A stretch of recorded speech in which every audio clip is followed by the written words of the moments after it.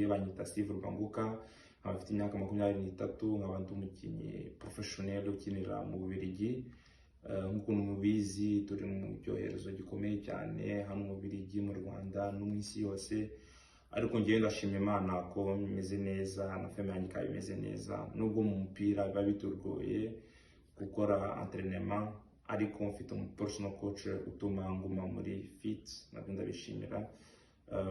Nk'uko mubizi nagize amahirwe rimwe yo kuza muri equipe nationale mu Mavubi, ariko sindongera kugira andi mahirwe yo gusubiramo, ariko turacyavugana na coach Mashami, shimira cyane kandi aracyakomeza ansuiva muri carrière yanjye.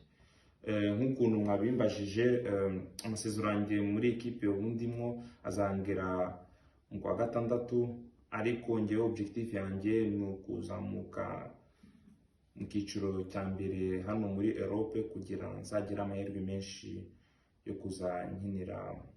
kuzakinira equipe nationale yanjye. Cyo nabwira abanyarwanda muri iki cyoherezo gikomeye ni ukwirinda cyane kandi tukanafashanya.